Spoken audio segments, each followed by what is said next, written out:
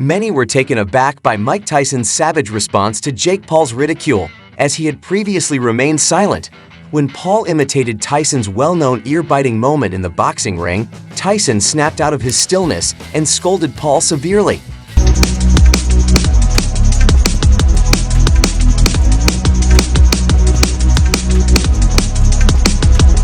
Like, they just don't understand what goes into it, and then you have like the It never boxed before. yeah, you have like the fat people like on the couch who are like saying all this shit about telling me how to box or telling me, you know. He didn't mean fat people in a, in a disrespectful way.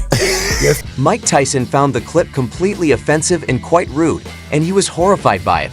He did not hold back while voicing his contempt, especially for Jake.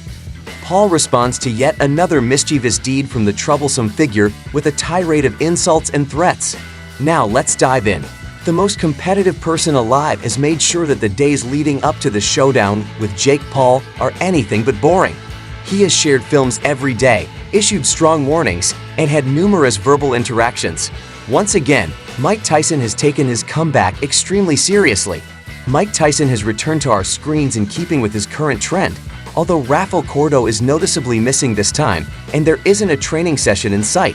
Rather, Tyson has focused all of his attention on Jake Paul, addressing a recent absurd video in which Paul openly insulted one of Tyson's worst boxing experiences. Without holding back, Tyson threw barbs at Paul and acknowledged that he decided to confront him because he thought Paul had changed from his typical antics as a careless content maker. "You expose yourself as nothing more than a clumsy jester with no talent or commitment," he added. "I find this to be disappointing, yet I'm going to give you my whole wrath. You may be sure that I will do everything in my power to get you." In his confident vision, Mike Tyson sees two possible outcomes for their impending match on July 20th, both of which point to his decisive triumph. Paul may choose to view his loss as a positive and use Tyson as a mentor and inspiration to get his boxing career back on track. Alternatively, Paul may give up on his boxing goals completely. There are just two conceivable possibilities, according to Tyson. Either I dominate you to the point that you decide to give up before your career even starts, or I show up as the mentor you've been looking for, showing you how to become the undisputed heavyweight champion of the world. Tyson then went on to personally respond to Jake's most recent post. He said he was disappointed that Jake chose to highlight Tyson's previous loss instead of honoring his remarkable career. Instead of highlighting Tyson's many wins and his lengthy career in the sport, Jake chose to focus on one of his most agonizing defeats. Like, Well, no they will see headgear. if you come in the ring, if you have headgear like, on or not. No, but they're so fucking stupid. Like, anyone who believes. Tyson highlighted his 58 fights, 50 victories, and 44 knockouts, but Jake chose not to recognize his feats. Jake's piece was centered around the controversial bout between Tyson and Holyfield, in which Tyson famously made a symbolic bite to Holyfield's ear. In the video announcement, Jake Paul acted out this moment by biting off his partner's ear. Jake's lack of regard and comprehension for the game and its legends was further shown by this act. It appears that Jake Paul has been disparaging Mike Tyson, while mainly relying on allusions to the 1997 bout, ostensibly to improve his trainer's reputation. Tyson is also not holding back when it comes to expressing his displeasure with Paul's recent activities. Despite saying that there are no words to describe how he feels, Tyson was not afraid to call Paul's most recent video the silliest and most repulsive thing he has ever seen. He also accused Paul of trying to denigrate him in order to boost his coach's reputation. Tyson didn't hesitate to point out how ridiculous the situation was. Yet, rather than being deterred, Tyson views this as inspiration to step up his game and recommends that Paul would benefit from taking a content production course. It seemed that Tyson had conveniently forgotten his previous claim, in which he imagined Jake Paul meekly coming to him for boxing advice after their fight in an attempt to turn around his faltering career. But Tyson quickly withdrew this promise, leaving Jake Paul with no other choice except to give from boxing following their bout and try his hand at content creation in order to stay relevant.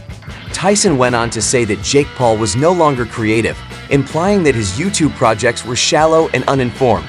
"After I beat you, you'll see that boxing isn't your thing," Tyson said. "Now is the moment to turn around and go where you really belong." Many people have noticed the striking similarity between this video and Jake Paul's introduction video from 2 weeks ago. As Tyson rightly pointed out in an engrossing announcement tape, many are left wondering why Jake seems to be rehashing his stuff, which has led to skepticism regarding his current creative drought. Jake Paul took the lead, intercutting his own assured words between clips of boxing greats Mike Tyson and Evander Holyfield. He didn't hold back when it came to building up the next confrontation, adding a little humor and some fascinating anecdotes.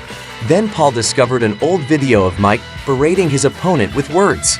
After a flurry of internet insults, Jake, seeing his chance, mimicked Mike's remarks and threw them back at him. "I'm really proud to enter the ring with one of the fiercest and most unwavering champions the world has ever seen," said Jake Paul. "My strategy is fierce, my defense is strong, and I promise that on July 20th, I will prevail." Though Mike Tyson had legitimate concerns over Jake Paul's controversial film, many wonder why he's become embroiled in a web of strife with Jake and wonder about his recent obsession. Jake Paul has a history of igniting controversy, and Tyson runs the risk of damaging his reputation by concentrating on small-time feuds instead of his impending fight. It is criticized as a poor tactic for a fight that the 57-year-old former undisputed world heavyweight champion could only lose. To keep every moment exciting, it seems like Mike Tyson and Jake Paul are both completely focused on building excitement for their impending battle at great lengths.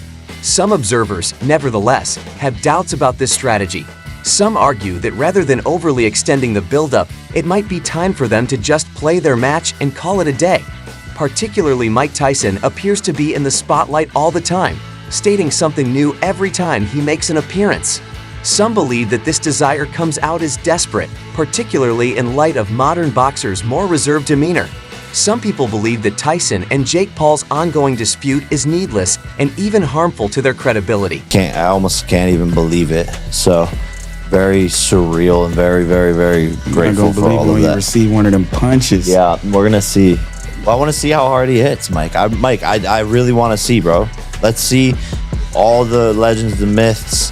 Because you're Iron Mike Tyson, but I have an iron chin. Despite his rallying shouts, Jake Paul has unquestionably brought Disney into the boxing world and has garnered both praise and criticism. Some fans contend that because Paul is a boxing icon, Tyson shouldn't respond to each and every one of his jabs. But Tyson's recent verbal barbs directed at Paul have rekindled conversations about his turbulent background away from the ring, raising questions about the lasting effects of his difficult upbringing. Critics speculate that Tyson's incapacity to overlook Paul's antics could be the result of unsolved concerns that are tarnishing his legacy. Mike Tyson was born and raised in Brooklyn, New York City's Fort Greene neighborhood. As part of his family, he was close to his elder brother Rodney and his elder sister Denise, who died at the young age of 24 from a heart attack. Tyson came from a complicated family background. His mother was portrayed as a mixed-race lady who was occasionally accused of being promiscuous and possibly even involved in prostitution.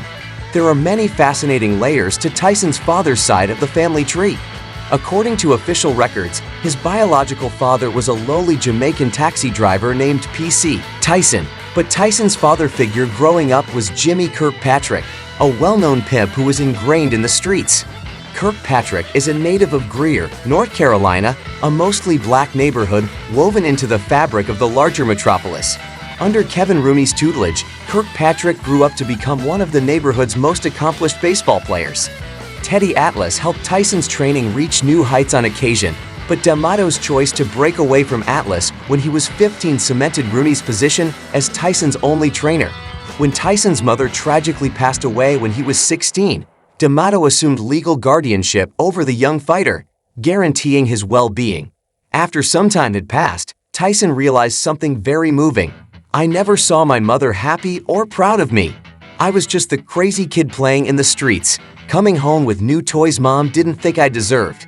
Tyson appears to have not really moved on from his tumultuous childhood based on his adult controversies. This is demonstrated by one stark episode. During a flight, Tyson fought a stranger with such ferocity that the man's face was left damaged and broken. The event started with a young man making a commotion and verbally abusing Tyson when they were seated on an aircraft. The baddest man on the planet, Mike Tyson, first chose to remain silent in response to the provocation. But the relentless provocateur forced Tyson to respond with sufficient agitation. At last, Tyson rose to his feet, faced his opponent, and landed a barrage of strong blows that injured the man's face. This episode feeds into a narrative that could damage Tyson's reputation by showing him as a vicious person who can inflict injury for making small provocations in interviews, rather than the hero and legend he once was. That's all for today's video. Tyson later amusingly denied any involvement before going on to explain what actually happened. However, Jake Paul now appears to be making the most of that incident in his YouTube videos, capitalizing on Tyson's past, even though Tyson himself appears to have moved past it all. Please remember to subscribe, like, and ring the bell button if you liked it. This will ensure that you never miss any of our future films. You can also leave your comments below with your ideas. Keep watching, and we'll see you in the subsequent video.